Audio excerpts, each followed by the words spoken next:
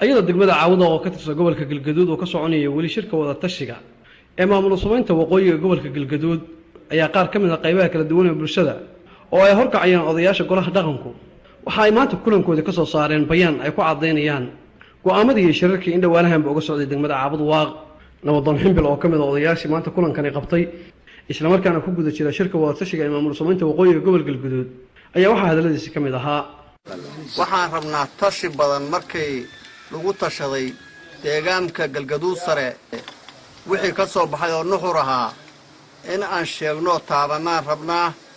deegaankayaga taladiisii waa u fadhinaa waxaan rabnaa Soomaaliya waxaan kula xisaabtami lahayn dalkaan u sheegi lahayn dadkayagu ku qanci lahaa oo dhismaha inaan isdhisno nagana soo baxdo wax nagu matali kara maamullo ma jiraan dawladda federaalkaan u sheegaynaa United Nations-kaan u sheegaynaa beesha caalamkaan u sheegaynaa wax nagu matali kara maamul aanana ku dooran ma jiro Darawal Ali Fari oo kamid ah asna siyaasiyiintii odayaasha golaha dhaqanka ay isla dhankiisa ka hadlay isla markaana qeexay waxyaabihii maanta ay ka soo saareen kulanka uu qabsoomay waxaana ka tashanaynaa aayahayaga iyo mustaqbalkayaga iyo danahayaga ka tashanaynaa waxaan inta raacinayaa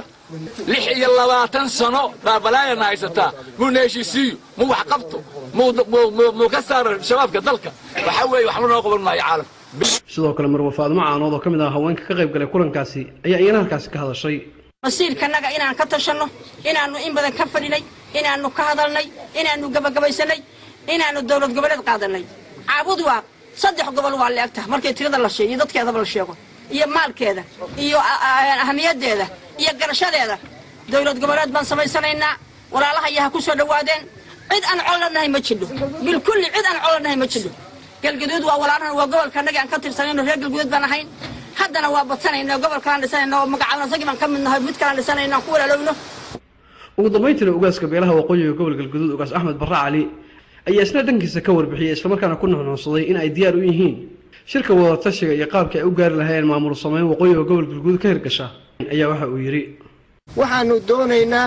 inaanu midnimadanaga iyo magacanaga iyo sharaftanada iyo maamulkanaga aanu haddii alla kuudmaayo iyo mas'uuliyadanaga iyo hogaankanaga annagu aan leenahay waxaan ugu baaqahayaa meel kastoo ay joogaanba meesha side siyaasiyiinteeda xildhibaanadeeda waxgaradkeeda in ay yimaadaan deegaankooda wixii dan u ah laga wada tashado yaan doonaynaa labadii bilood ugu dambeeyay oo shirar kale ay ka socdeen degmada Caawda oo ka tirsan waqooyiga gobolka Galgaduud ayaa degmada Caawda waxa ka soconaya shirka wada tashiga ay ka talinta iyo sidii maamul ay u samaysan lahaayeen dadka degan waqooyiga gobolka Galgaduud oo ay hormuud ka yihiin odayaasha iyo waliba dhinacyada ay ka go'do talada deegaanku iyo sidoo kale qaybaha kala duwan ee bulshada oo ayaguna dhankooda ka qayb qaadanaya maamul samaynta iyo waliba wada tashiga shirka aayaha ee ka soconaya degmada Caawda